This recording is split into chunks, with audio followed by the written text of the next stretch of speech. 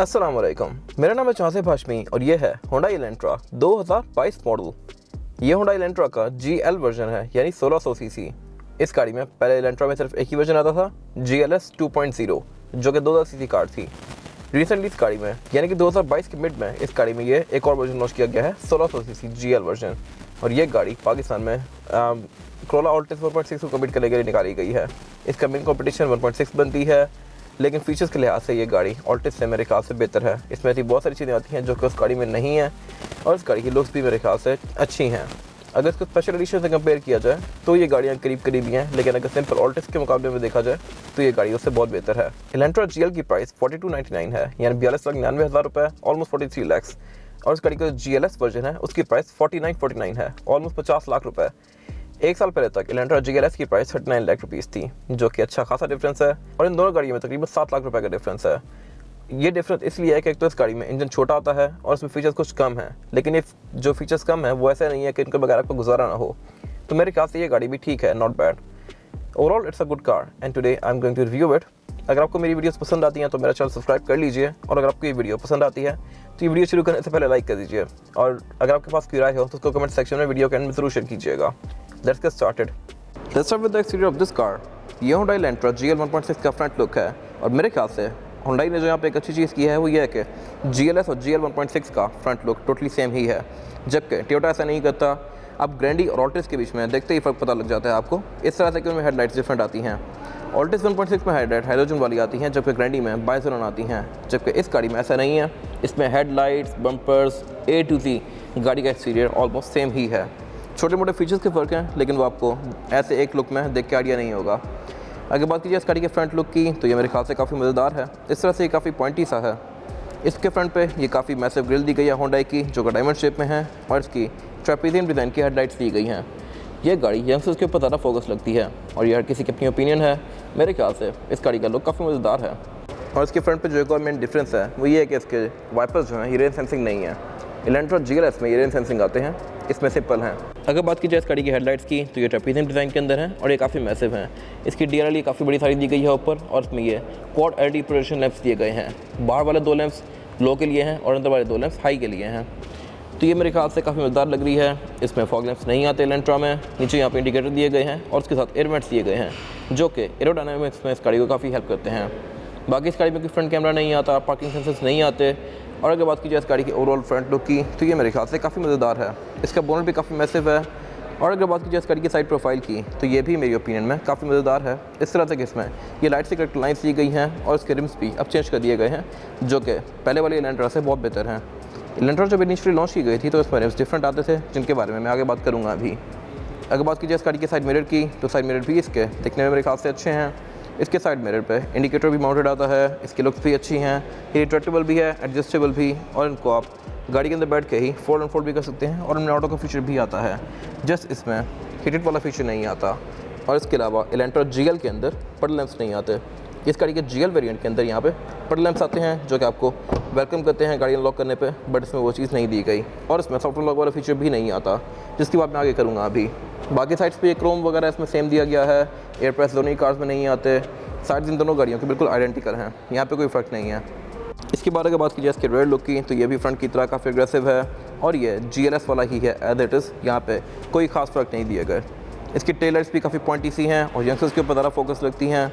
इसकी एजेस काफ़ी शार्प हैं। और इसमें जो एक मेन फ़र्क आता है एज़ कम्पेयर टू GLS वो ये है कि इसके Hyundai के साइन के अंदर ट्रंक लॉकर नहीं आता। इसके GLS वेरिएंट के अंदर यहाँ पर ट्रंक लॉकर दिया गया होता है, इसमें नहीं है। और इसके अलावा इसमें ऑटो अनलॉक भी नहीं आता। इसके बैक पे ये बैकअप कैमरा आता है, जो मेरे ख्याल से अच्छी चीज़ है, और साथ यहाँ पे ये GL की बैजिंग दी गई है। बाकी ये ओवरऑल बैक से एज इट इज़ सेम ही है GLS वाली। हेडलाइट में इसके ये लावा LED लैंप्स दिए गए हैं, और इसमें इंडिकेटर और रिवर्स हैलोजन वाला आता है, जो कि मेरे ख्याल से अगर LED में होता तो बेहतर था। बाकी इस गाड़ी की फिजिकल की है, आप इसकी ट्रंक को यहाँ से लॉक कर सकते हैं लाइक दिस। और ये इस गाड़ी की ट्रंक कैपेसिटी, जो कि मेरी ओपिनियन में काफ़ी स्पेशियस है। बैक पे इस गाड़ी के अंदर अच्छा खासा सामान आ सकता है, और इस गाड़ी की रेयर सीट्स भी 60-40 के स्प्लिट के साथ हैं, जिनको आप फोल्ड करके इस गाड़ी की ट्रंक कैपेसिटी को और भी ज़्यादा खुला बना सकते हैं। और इसमें एक अच्छी चीज़ ये है कि इसकी जो सीट्स हैं इनको फोल्ड करने के लिए यहाँ पे लैचेस दिए गए हैं। इनको पुल टैब्स को आप पुल करेंगे तो इसकी सीट अनलॉक हो जाती है, और आप यहाँ से इसको पुश करेंगे तो ये फोल्ड हो जाएगी। बाकी इस नीचे दी गई लिड को उठा के आप इस गाड़ी का स्पेयर टायर और टूल किट एक्सेस कर सकते हैं। स्पेयर टायर इस गाड़ी में फुल साइज़ का आता है, BJ Luxor प्लस 215, 55 और 16। तो ये भी मेरे ख्याल से एक अच्छी चीज़ है। बाकी बैक पे इसका रूम काफ़ी नीट है, ट्रंक के अंदर इसके इंसुलेशन भी आती है। 1600 कार होते हुए इस गाड़ी के अंदर क्वालिटी पे बहुत सारा वर्क किया गया है और उसमें फीचर्स भी अच्छे खासे दिए गए हैं एज़ कम्पेयर टू ऑल्टिस 1.6। लेकिन कोरोला की मार्केट पाकिस्तान में काफ़ी स्ट्रॉन्ग है, तो ये आपके ऊपर है कि आप कौन सी कार लेते हैं। ट्रंक के ऊपर इसमें हाई माउंटेड ब्रेक लैंप आता है एक, और उसके अलावा एक शार्प एंटीना दिया गया है इसमें। GLS वेरिएंट के अंदर यहाँ पे स्मार्ट एंट्री वाला फीचर दिया गया होता है, इसमें ऐसा कुछ नहीं है। और उसमें यहाँ पे बटन लैंप भी दिया गया होता है जो कि आपको वेलकम करता है। अगेन इसमें वो चीज़ भी नहीं है। इसको अनलॉक करने के लिए आप की यूज़ करेंगे और इसके अंदर कोई पुश स्टार्ट नहीं दिया गया, जैसे इसमें ये की होल आता है जिसमें फिजिकल की इंसर्ट करके इस गाड़ी को स्टार्ट करेंगे लाइक दिस। इसके बाद अगर बात कीजिए इस गाड़ी के इंटीरियर की, तो ये Hyundai Elantra GL 1.6 का इंटीरियर है। ये इस गाड़ी का फैसिलिटेड वर्जन है जो कि 2019 में आया था और पाकिस्तान में इस गाड़ी को 2020 में लॉन्च किया गया था। और इसके इंटीरियर पे पाकिस्तान में काफ़ी क्रिटिसिज्म आया था। यार किसी की अपनी ओपिनियन है, कुछ लोगों को ये इंटीरियर बहुत अच्छा लगता है, कुछ को बहुत बुरा लगता है। मेरे ख्याल से ये दरमियाना है, इसमें बेहतर हो सकता था इंटीरियर, लेकिन स्टिल ये कोई ऐसा नहीं है कि आपका बहुत ही बुरा है। अगर बात कीजिए इस गाड़ी के स्टीयरिंग व्हील की, तो ये स्टीयरिंग व्हील इसका 3 स्पोक है। राइट साइड स्पोक में डिफरेंट कंट्रोल्स दिए गए हैं और ये स्टीयरिंग व्हील ऑलमोस्ट वैसा ही है जैसे Elantra GLS में आता है, लेकिन इसका डिफरेंस ये है कि इसमें लेदर की स्टिचिंग नहीं दी गई। Elantra GLS में लेदर स्टिचिंग के साथ आता है, ये प्लास्टिक का ही है इसमें। और इसमें जो एक और मेजर चीज़ नहीं है वो है क्रूज़ कंट्रोल। GLS में यहाँ पे क्रूज़ कंट्रोल भी आता होता है जो कि इस गाड़ी में मिसिंग है। बाकी स्टीयरिंग व्हील की लुक वैसी ही है। इस गाड़ी में टोटल 2 एयरबैग्स आते हैं इन दोनों ही वर्जन में। स्टीयरिंग व्हील में माउंटेड है एक और एक डैशबोर्ड के अंदर। बाकी अगर बात कीजिए इस गाड़ी के मीटर की, तो ये अगेन Hyundai Elantra GLS वाला ही है।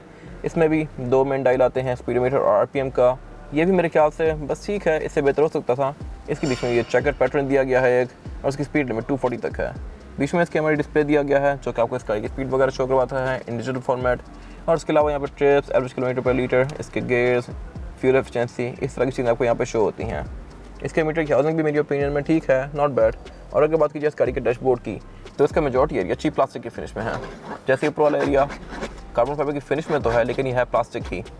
ये इसका थोड़ा सॉफ्ट मटेरियल है। बाकी इसमें यहाँ पे भी सारे चीप प्लास्टिक दिया गया है। इसी तरह डोर्स में भी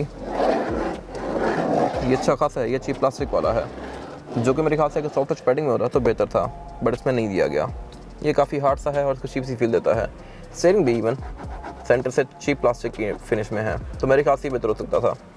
अगर बात की जाए डैशबोर्ड की लुक्स की, तो यह किसी की अपनी ओपिनियन है। कुछ लोगों को इसकी फैंस का डिज़ाइन काफ़ी अजीब लगता है, बट मेरे ख्याल से ठीक है, नॉट बैड।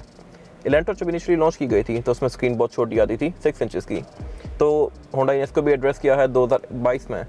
2022 में ये स्क्रीन इसमें एंड्रॉइड पैनल दे दिया गया है। पहले इसमें स्क्रीन बहुत छोटी आती थी, लेकिन मेरे ख्याल से वो स्क्रीन इससे बेहतर थी, इस तरह से कि उसका डिस्प्ले अच्छा था, उसकी क्वालिटी बहुत हाई थी और वो प्रॉपर एक स्पोर्टेज या टूसॉन जैसी स्क्रीन थी। इसमें क्लाइमेट कंट्रोल भी शो होता था आपको। ये एक आपको चीप एंड्रॉइड पैनल वाली फील देता है। ऐसा एंड्रॉइड पैनल आप मार्केट से 12-13 हज़ार का लगवा सकते हैं। इसमें क्लाइमेट कंट्रोल भी नहीं शो होता है गैस, तो ये मेरे ख्याल से एक अजीब चीज़ है। उसका क्लाइमेट कंट्रोल भी इसके साथ लिंक था, इसमें ऐसा कुछ भी नहीं है। क्लाइमेट कंट्रोल इस गाड़ी में GL वर्जन के अंदर मैनुअल आता है। इस गाड़ी का GLS वेरिएंट है, उसमें क्लाइमेट कंट्रोल ऑटोमेटिक आता है, यानी कि आप उसको सिंगल टैप से उसके टेम्परेचर को एडजस्ट कर सकते हैं। प्लस वो डुअल जोन भी होता है, इसमें सिंगल जोन दिया गया है, यानी ड्राइवर पैसेंजर अपनी मर्जी के लिहाज से क्लाइमेट कंट्रोल को एडजस्ट नहीं कर सकते। इसमें कोई डिस्प्ले भी नहीं दिया गया यहाँ पे। बाकी इसका सेलेक्ट का बटन जो कि ब्लिंक नहीं करता, और उससे नीचे इस गाड़ी का USB इनपुट, ऑक्स इनपुट और उसके अलावा चार्जिंग आउटलेट आता है। सारे सिग्नलेटर दिया गया है और साथ यहाँ पे एक चार्जिंग आउटलेट दिया गया है जहाँ पे फ़ोन वगैरह लगा सकते हैं।